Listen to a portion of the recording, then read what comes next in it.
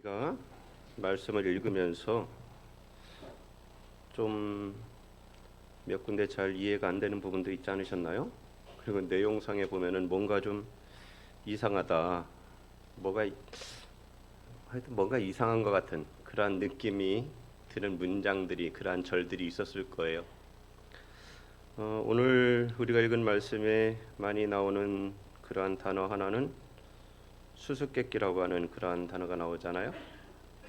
수수께끼가 뭐예요? 수수께끼는 예를 들면 어떤 단어 또는 낱말 이런 것들을 이제 맞추는 거죠. 그걸 맞추는 건데 여기 우리가 읽은 성경에서 이 말하는 수수께끼, 이 히다가 번역된 이것은 수수께끼 또는 불가해한 또는 불가사의한 당혹스러운, 곤혹스러운, 어려운, 어두운 말이나 질문들이라는 것들을 수수께끼라고 말을 하는 거예요. 그러니까 이제 오늘 말씀에도 보면은 삼손이 내는 그러한 수수께끼가 실은 이렇게 지극히 개인적인 그런 경험에서 나오는 수수께끼잖아요, 그죠? 근데 여러분 같으면 이런 수수께끼를 내고 그러면은 그거에 동조를 하시겠어요, 안 하시겠어요? 수수께끼 놀이 하자 그리고는 지극히 이렇게 개인적인 걸 묻는다 그러면 거의 좀 일반적으로 널리 알려져 있지 않는 그러한 것을 혹 낸다 그러면 이러한 놀이에 참여하시겠어요, 안 하시겠어요? 안 하실 거예요, 그죠? 근데 상품이 커요. 그러면 참여하실 거예요, 안 하실 거예요? 아이고, 우리 김정아 집사님은 안 하신다 그러고 우리 박혜영 권사님은 참여하실 것 같은데 한번 수수께끼를 내볼까요? 제가 한번 수수께끼를 찾아봤어요. 초등학교 1학년 문제입니다. 초등학교 1학년. 한번 잘 맞추시나 한번 볼게요. 자, 금은 금인데 엄마가 싫어하는 금은 뭘까요? 금은 금인데 엄마가 싫어해요. 뭘까요? 예? 세금. 누가 얘기하셨어요? 세금. 세금이에요. 세금입니다. 자, 그러면 금은 금인데 누구나 다 가지고 다니는 금은 뭘까요? 아니, 이건 또 누가 맞추셨어요? 너무 잘 맞추시는데. 자, 그러면 고양이가 좋아하는 금은 뭐예요? 고양이가 좋아하는 금은 뭘까요? 야금야금입니다. 야금야금. 자, 먹을 수 있는 금은 다 아시죠? 소금 맞습니다. 도둑이 좋아하는 금은? 맞아요. 초등학교 1학년 문제가 다 끝났습니다. 너무 잘 맞추셨어요. 자, 초등학교 2학년 문제. 비만 오면 시끄럽게 나타나는 가장 빠른 개는? 맞아요. 번개입니다. 어느 식당이든 다 키우고 있는 개는 뭘까요? 맞아요. 누가 얘기하셨어요? 네? 대단하십니다. 이건 너무 쉬운데 이건 유치부색 문제 아닌가? 개는 개인데 여러 가지 색을 가진 개는 무지개고 우리가 잘 때 늘 옆에 있어주는 개는 베개고 너무 잘하시는데?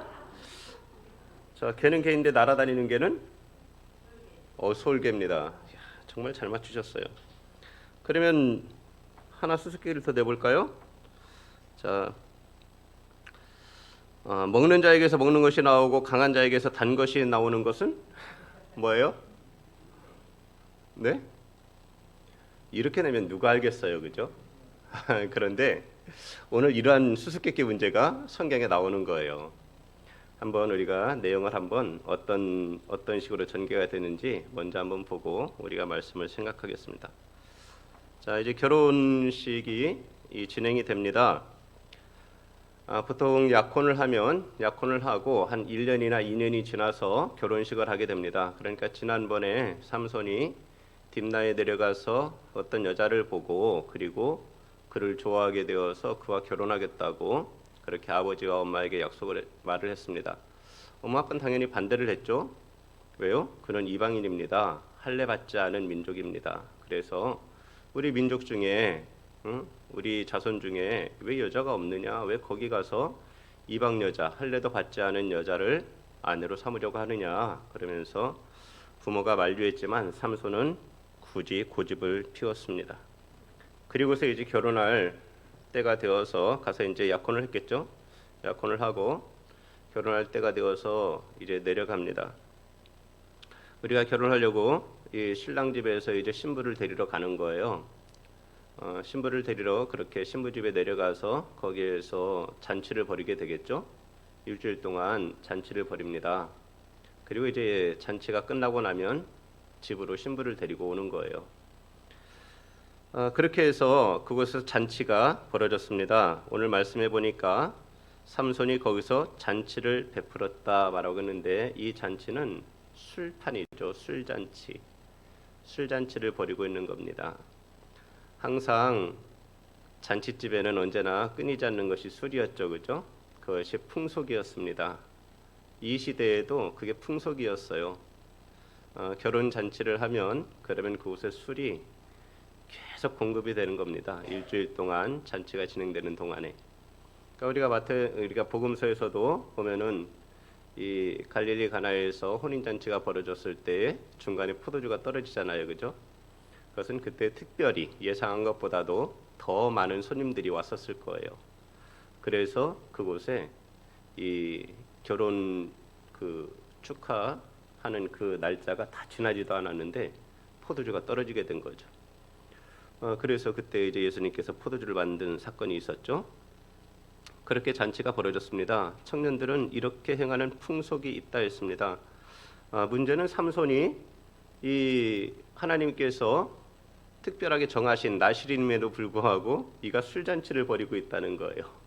그리고 이 사람이 하나님의 나실인인데 그런데 세상의 풍속을 조차 행하고 있다는 겁니다. 특별히 이곳에서 벌어지는 풍속은 어디의 풍속이겠어요? 이스라엘의 풍속도 아니요, 이방 땅 이 블레셋의 풍속을 조차 행하고 있는 것을 보게 됩니다. 이 무리들이 삼손을 보았습니다. 그런데 우리가 이제 이 문장들을 보면 조금 여기서부터 잘 이해가 안 되는 거예요. 무리가 삼손을 보았어요. 그리고 30명을 데려와서 친구를 삼아 그와 함께하게 한지라. 갑자기 어디서 나타난 이러한 친구들일까요? 그리고 삼손을 보고 왜 30명을 데려왔을까요? 이게 뭐예요? 좀 잘 납득이 안 되죠, 그죠? 삼손이 이곳에 내려갈 때에 자기의 친구들을 하나도 데리고 가지 않은 겁니다. 신랑의 친구들이 신랑과 함께 내려갔어야 할 텐데 그러질 않은 거죠. 삼손은 보면 외톨이입니다. 이스라엘 땅에서 단지파 가운데서도 외톨이인 것 같아요. 그래서 자기와 자기 아버지 집이 그냥 같이 내려가고 이 친구들이 내려가질 않은 거죠. 그런데 그곳에 갔을 때 그때에 그 사람들이 삼손을 보았다 이렇게 하는데 또 다른 성경에는 이것을 어떻게 번역하고 있냐면 그들은 삼손이 무서워서 이렇게 기록된 성경이 있습니다. 그러니까 그들이 삼손을 무서워했다는 거예요. 왜 무서워했을까요? 이미 삼손에 대한 소문이 났을 겁니다. 삼손이 이전에 약혼식 때 그가 내려가서 어떤 일이 벌어집니까? 딥나의 포도원에서 사자를 찢어 죽이는 그러한 일이 일어났었죠. 근데 그때에 그 딥나의 포도원에 다른 사람들이 없었겠어요? 그래서 사자의 울부짖는 소리와 삼손의 용쓰는 소리가 당연히 그곳을 울렸을 겁니다. 사람들이 보았을 거예요.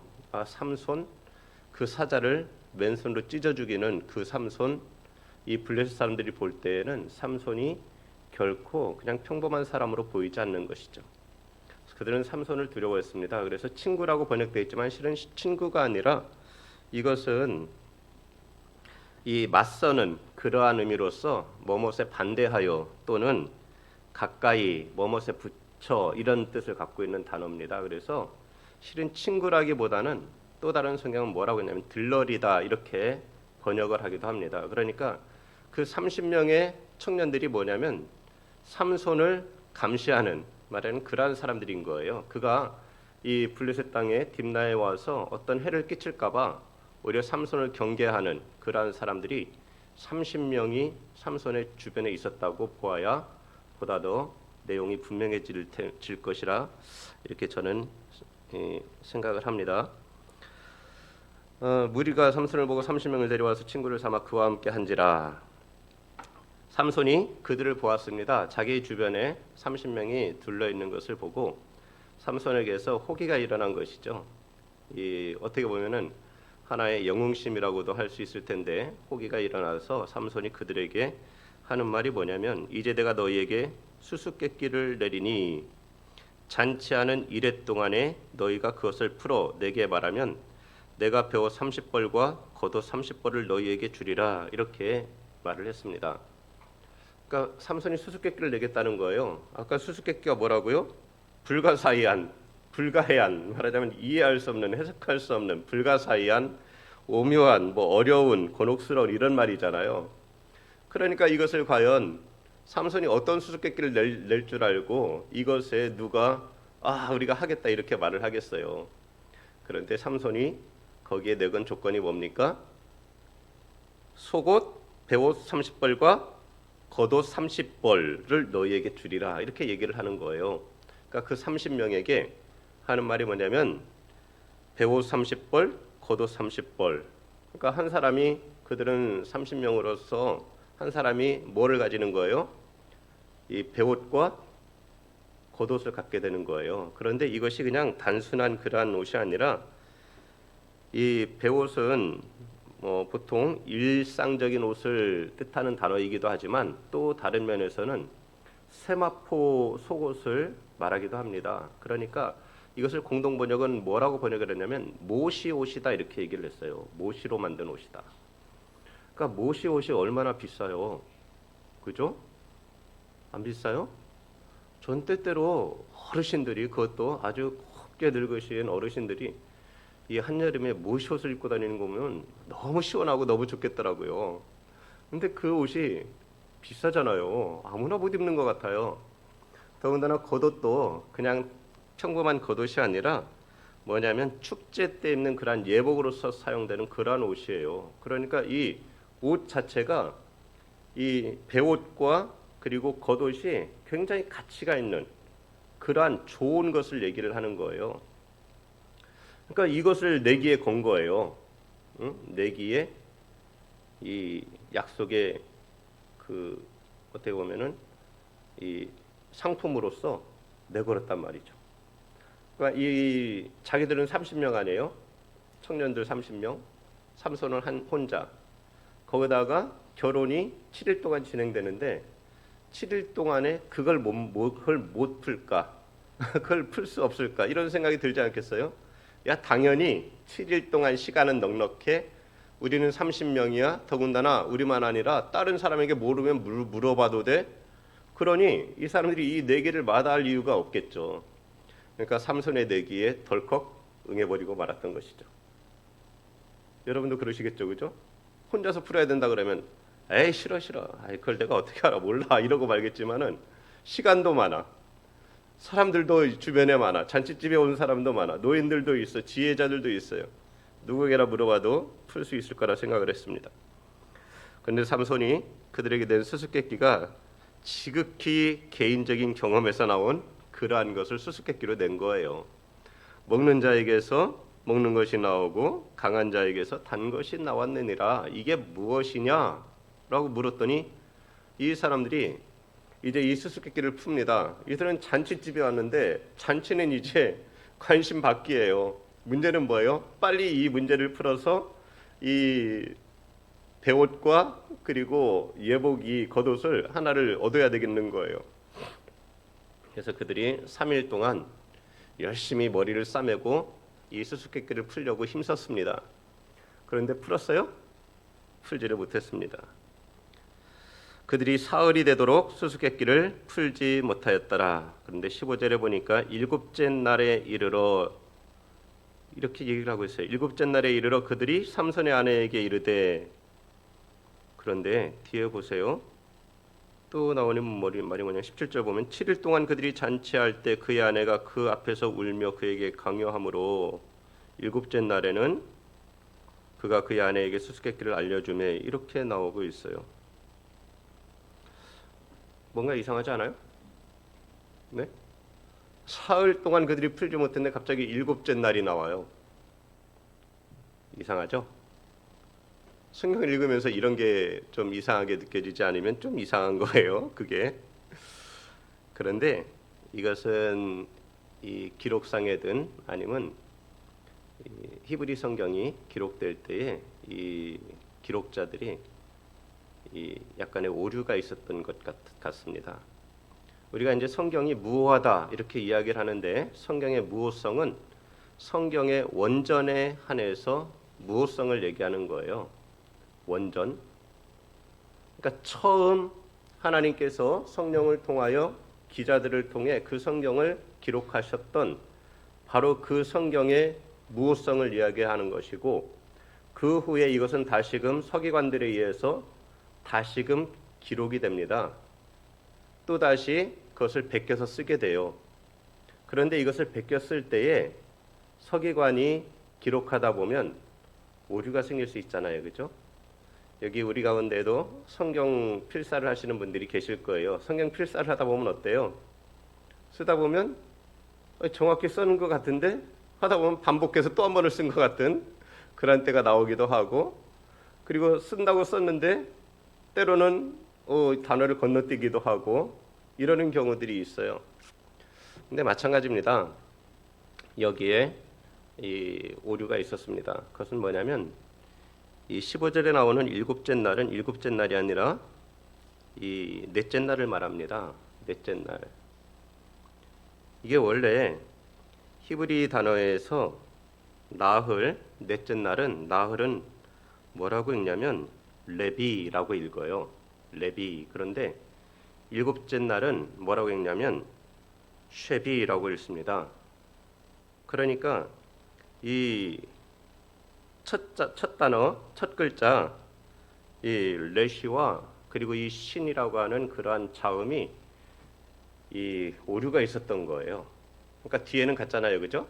B라고 하는 D는 같은데 첫 단어, 첫 글자, 자음의 첫 글자가 이 잘못 기록이 된 겁니다. 그래서 다른 것들은 또 달라요. 다른 것들은 뭐 첫째 날, 둘째 날, 셋째 날, 뭐 다섯째 날, 여섯째 날 이런 것들은 D가 같지 않습니다. 그런데 이 넷째 날과 일곱째 날은 리비 또는 쉐비 이렇게, 이것이 아니면 슈비 이렇게도 읽는데 이것이 이 비슷하다 보니까 잘못 기록되었을 수 있다 하는 것을 볼 수가 있습니다. 그래서 우리 성경은 개역개정은 일곱째 날 이렇게 얘기하고 있지만, 그러나 공동번역은 나흘째 되던 날 이렇게 번역을 하고 있는 것을 보게 됩니다.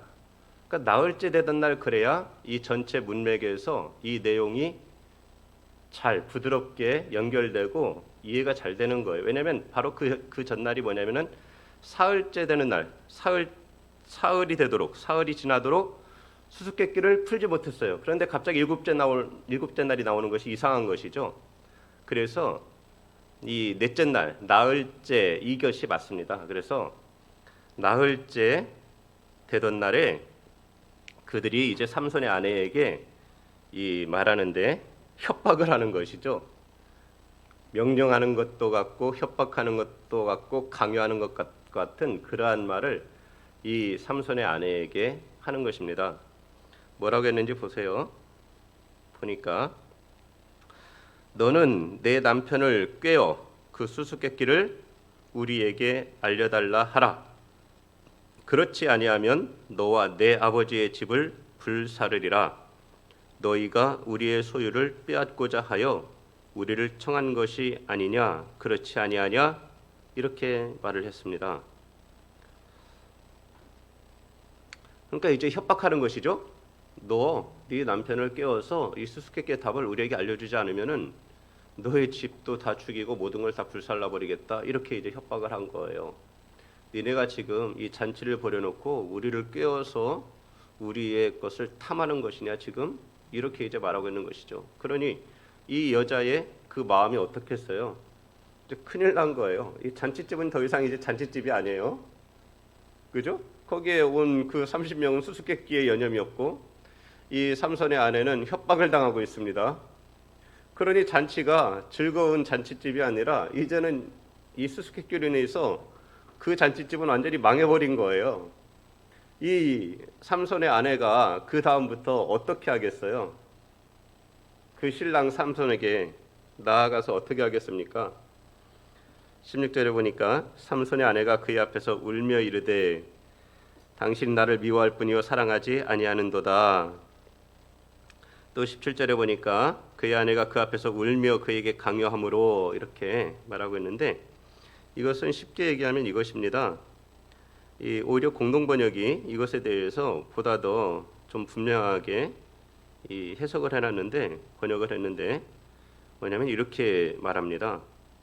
삼손의 아내가 그에게 매달려 눈물을 흘리며 떼를 썼다, 이렇게 말하고 있어요. 그러니까 매달려 눈물을 흘리며 떼를 썼다. 삼손의 보기에 이 딥나의 여자는 보기에 좋았습니다. 보기에 좋았어요. 이 성경을 보게 되면 이 여자를 가리켜서 이 처녀에게 쓰는 그러한 단어를 쓰지 않고 그냥 일반적인 여자에 대해서 그냥 사용하는 그러한 단어를 사용을 했는데, 그래서 어떤 학자는 뭐라고 얘기를 하냐면 이 딥나의 이 여자는 처녀가 아니라 결혼을 했었던 여자일 것이다, 이렇게까지 얘기를 하는데, 그런데 어쨌든 이 여자가 삼손의 눈에 들었단 말이죠. 삼손이 보기에 좋았습니다. 그리고 그를 좋아했습니다. 그를 사랑하게 됐습니다. 그런 여자가 결혼을 하고서 이제 3일이 지나고 4일째가 되었는데 그 앞에서 울기 시작하는 거예요. 매달리며 울며 떼를 쓰는 거예요. 수수께끼를 알려달라고. 왜 나한테 한번 알려줘 보라고. 처음에는 이제 뭐 그렇게 울며 뭐 매달리고 울며 떼쓰진 않았겠죠. 그런데 삼손이 그것을 알려줄 그러한 생각이 없는 거죠. 그런 이 여자가 점점 그 마음이 어떻겠어요? 이 알려주지 않으면 그들이 이 수수께끼를 풀지 못하면 자기 집이 멸망당하게 생겼는데, 그러니까 매달리게 되고, 그리고 어떡합니까? 눈물을 흘리며 떼를 쓰게 되는 것입니다.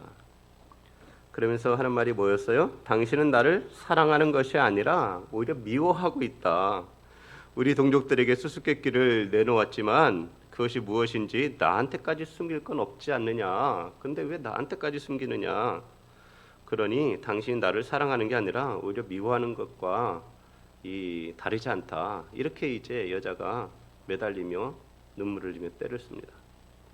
그런데 여러분 그렇잖아요. 우리가 복음서를 읽으면서도 이 억울한 여자가 재판장에 가서 어떻게 해요? 울며 불며 떼를 쓰면 어떻게 해요? 그 재판장이 처음에는 그냥 뭐 재판을 들어주지 않는데, 이것이 계속되면 어떻게 해요?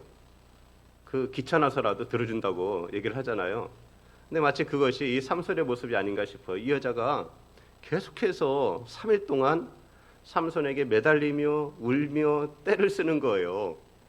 그러니 삼손이 어떻게 했어요? 그 마음이 너무나 힘든 거죠. 실은 삼손은 자기가 이 수수께끼를 내놓고도 자기 어머니, 아버지에게도 일러주지 않았는데, 그런데 지금 이 아내가 그렇게 알려달라고 매달리니, 남자는 여자의 무엇에 약하다고요? 눈물에 약하다고. 그런 이야기도 노랫말도 있잖아요. 삼손이 이 자기 아내의 눈물에 결국 7째 날에 이르러 무너집니다. 여러분 어떻게 생각하세요? 하루만 버티면 되는데, 그죠? 하루만 버티면 되잖아요. 그것도 해가 질 때까지 얼마요? 한 12시간만 버티면 되는데, 어쨌든 잠자리에서도 매달리진 않았을 거 아니에요. 어느 정도. 그랬으면 벌써 큰일 나지 않았겠어요? 3일 동안 잠을 못 자게 했다고 해봐요. 난리가 났겠죠. 근데 삼손이 7째 날에 자기 아내에게 이 수수께끼의 해답을 알려줍니다. 자, 그러면 한번 생각해 보세요. 자, 삼손이 자기가 배옷 30벌과 겉옷 30벌을 갖고 있어서 이 문제를 시작한 거예요? 삼손이 이걸 가지고 있어요? 지금 자기가 지면은 어떤 상황이에요? 약속을 지킬 수 없는 상황이 돼버리는 거 아니에요? 그러면 어떻게 해야 돼요? 끝까지 지켜야 될 거 아니에요? 끝까지 지켜야 되는데 무너져 버립니다. 우리가 생각할 때 삼손이 어리석다 말할지 모르겠지만 저는 제가 그 상황에 빠졌다. 그렇다고 한다면 어떻게 할까 생각해 보면 저도 실은 장담을 못 하겠어요. 장담할 수 없습니다. 우리가 우리의 싸움에 대해서 우린 영적인 싸움이라고 얘기를 하잖아요. 영적인 싸움이다. 사탄이 우리들을 향해서 공격할 때 사탄은 실은 굉장히 뛰어난 그러한 영물입니다. 그죠? 영적 존재예요. 굉장히 뛰어납니다. 그가 하나님보다 조금 못한 그러한 존재 아니에요? 하나님께서 그를 얼마나 아름답게 지었는지 그가 너무나 자고하였고 그가 교만하였습니다. 하나님처럼 그 높은 곳에 자기의 보좌를 놓고 그곳에 앉으려고 했어요. 그런 사탄이 이 가지고 있는 그러한 지혜라고 하는 것도 실은 우리가 생각하는 것과는 비교할 수 없을 정도로 뛰어날 거예요. 그리고 또한 이 삼손이 어떤 사람입니까? 하나님께서 특별히 세우신 날 때부터 하나님께 바쳐진 나실인이에요. 하나님의 것이에요. 그러면 사탄이 우리 가운데에서 역사할 때는 왜 역사를 하겠어요? 하나님의 사람을 무너뜨리기 위해서 사탄은 일합니다. 하나님의 사람들을 무너뜨리려고 일해요. 하나님의 사람 같지 않은 사람을 향해서는 괜히 건들 필요가 없어요. 괜히 건들면 긁어 부스럼이에요. 제가 뭐가 이렇게 얼굴에 난 것은 이 긁어 부스럼 때문에 그렇습니다. 긁으면 부스럼이 생겨요. 그냥 가만 놔두는 것이 상책입니다. 근데 사탄은 어떻게 해요? 손댈 필요가 없는 사람에게는 손을 대지 않아요. 그러나 무언가 하나님의 사람으로서 살아가려고 새롭게 마음을 새롭게 하고 의지를 새롭게 하고 결단하고서는 이제는 하나님의 사람으로 살아야지. 그리고 하나님을 가까이 하려고 하는 그러한 때에는 여지없이 여러 가지 어려운 시험들이 유혹들이 닥쳐오는 것이죠. 그리고 그러한 것들은 넘기가 결코 쉽지가 않아요. 넘어가기가 쉽지 않습니다.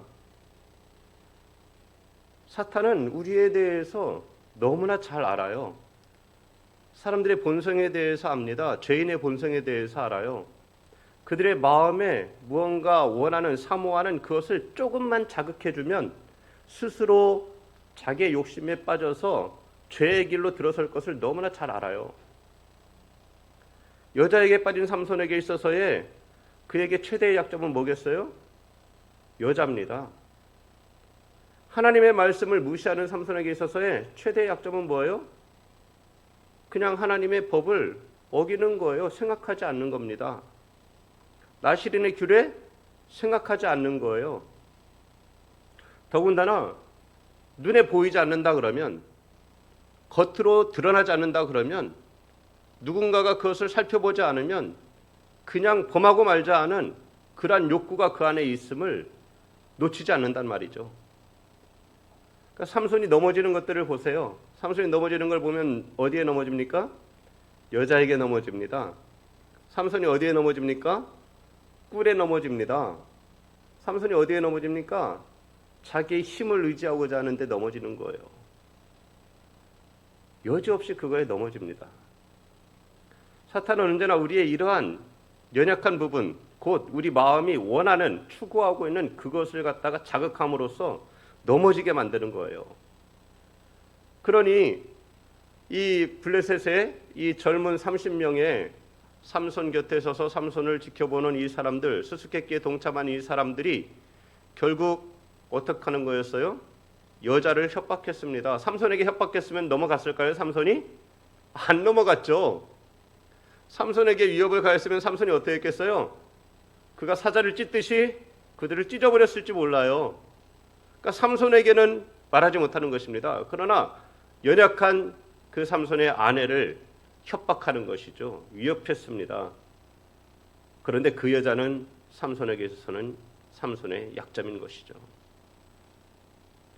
그러니 그 여자를 자극함으로써 그 여자의 두려움, 그것을 자극하여 결국은 삼손을 꾀게 만드는데 성공하게 됩니다. 일곱째 날에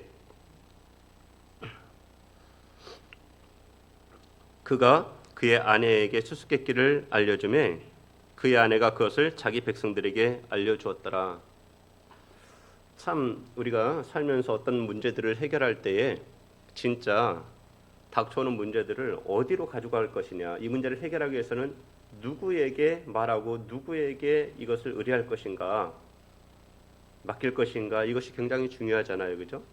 실은 이 삼손의 아내가 결혼을 했습니다. 약혼을 하고 결혼을 했어요. 이 여자는 누구의 것입니까? 이제 삼손의 것이에요. 삼손과 하나가 된 것입니다. 삼손이 이스라엘 민족이잖아요. 그런데 이 여자에게는 여전히 자신의 정체성은 어디에 있어요?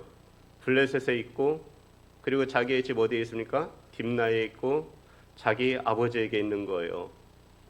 그런데 하나님의 사람들은 어떻게 하는 거예요? 그곳을 떠나는 거예요. 때가 되면 떠나는 것입니다. 하나님께서 말씀하신 곳으로 나아가야 돼요. 하나님이 약속하신 곳을 바라보며 나아가야 됩니다. 아브라함이 그렇게 하지 않았습니까? 아브라함이 자기 본토, 친척, 아비집을 떠나서 하나님께서 가라 하시는 그곳을 향해서 그가 떠나갔습니다. 더군다나 이스라엘 민족인 삼손과 결혼한 이 딥나의 한 여자는 삼손을 따라야만 됐던 것이죠. 그러한 문제들, 그 블레셋의 그 사람들이 자기를 협박한 것을 누구에게 말해야 되겠어요? 실은 삼손에게 말했어야 됩니다. 자기 남편에게. 남편은 아내의 돕는 배필입니다. 아내도 남편의 돕는 배필이죠. 아내의 어려움이 있을 때에 그것을 남편에게 말하면 남편은 아내의 그 문제를 해결할 수 있으면 해결해 줘야 됩니다. 아내도 마찬가지로 남편이 도움을 청할 때에 그 남편의 어려움을 아내로서 해결해 줄 수 있으면 해결해 줘야 되는 거예요. 서로가 도와줘야 되는 관계입니다. 근데 이 여자는 여전히 삼손과 결혼하였음에도 불구하고 그의 마음, 그의 생각, 그의 모든 것은 아직 딥나의 그 집에, 블레셋의 그 족속에게 머물러 있는 것을 보게 되는 것이죠. 그러니까 그의 아내가 삼손에게 물어서 알게 된 수수께끼의 답을 자기 백성들에게 알려주었습니다. 누구에게요? 자기 백성들에게.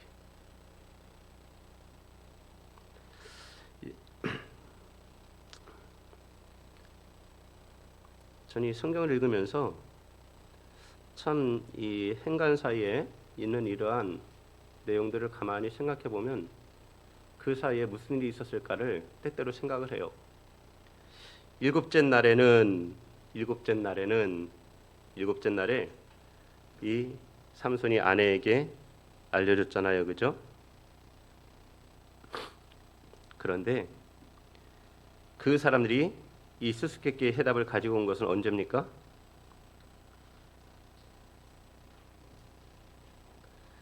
이 공동번역에서는 17절에 이렇게 번역을 하고 있어요.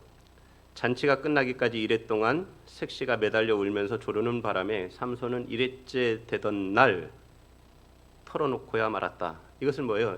이레째 되던 날. 그러니까 이레째 되는 날 그 시간 중에 일찍이죠. 그죠? 앞쪽에 해당할 거예요. 내용상을 보면. 그래서 색시는 그 수수께끼의 답이 무엇인지 제 동족들에게 일러주었다. 이제 이레째 되는 날이 와서 삼손이 신방에 들려고 하는데, 그러니까 이제 이 신방에 들어가려고 하는데, 그런데 그 성 사람들이 그에게 와서 말을 하는 겁니다.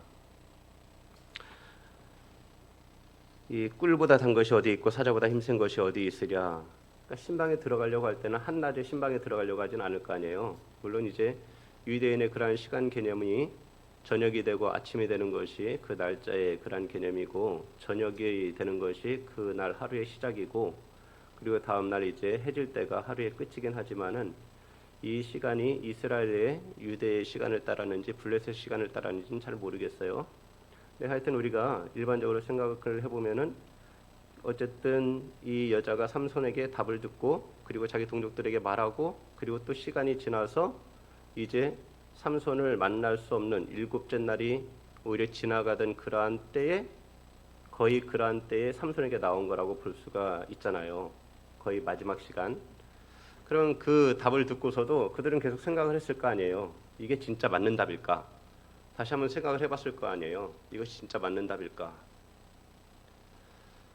그리고는 그것이 이 사람들은 생각할 때, 아 그래, 일단 가지고 가보자. 그리고는 그것을 갖고 가서 결국 마지막 순간에 그것에 대한 답을 했던 것이죠. 그러니까 지극히 삼손의 개인적인 답에 그들은 삼손이 인정할 수밖에 없는 그 삼손의 답을 삼손에게 제시한 것입니다. 삼손이 결국 어떻게 돼요? 진 거예요. 수수께끼 내기에 졌습니다.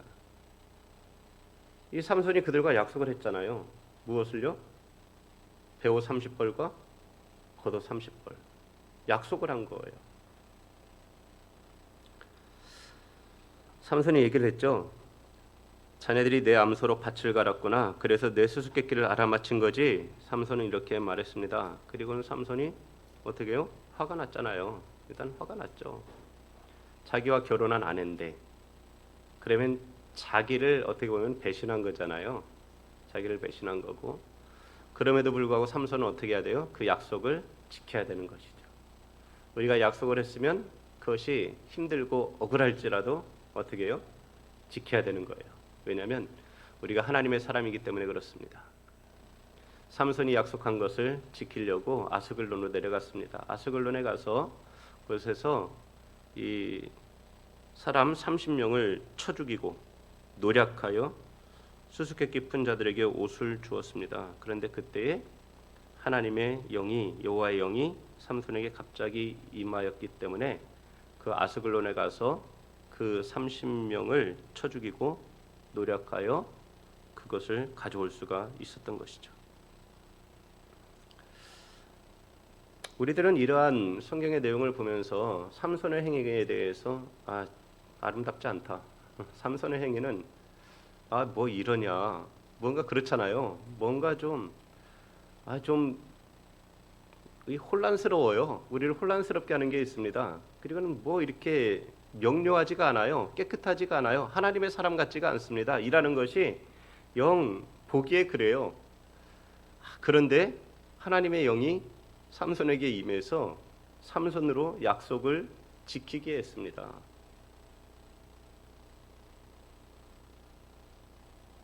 여러분, 참 하나님은 이상하신 분인 것 같아요.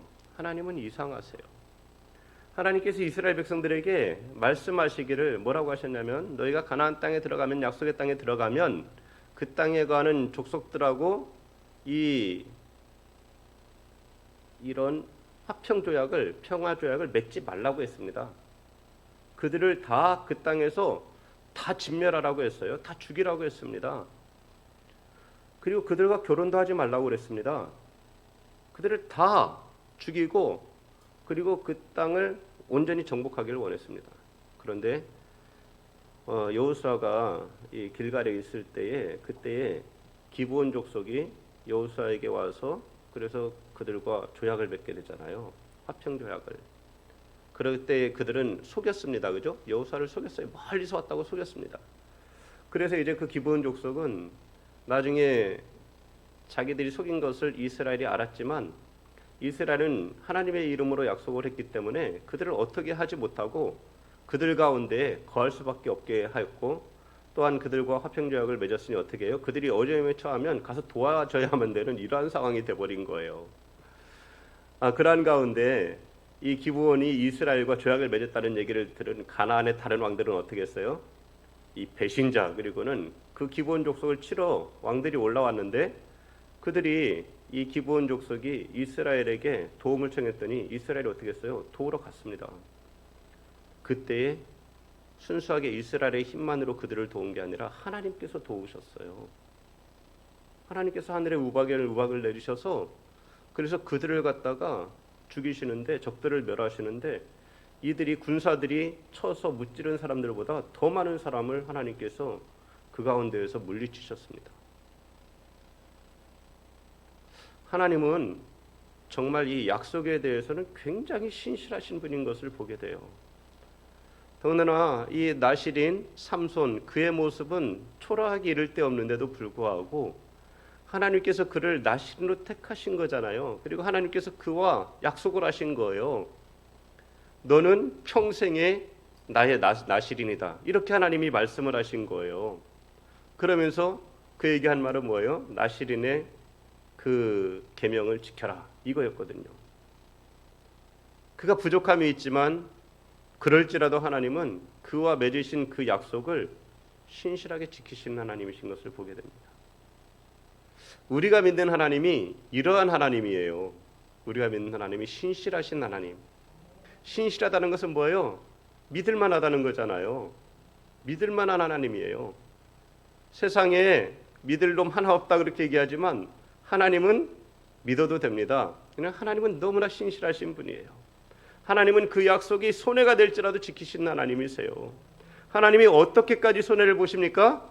자기의 생명을 버리시기까지 그 약속을 지키신 하나님 아니십니까? 그 하나님, 신실하신 그 하나님이 아니면 우리가 누구를 믿겠어요?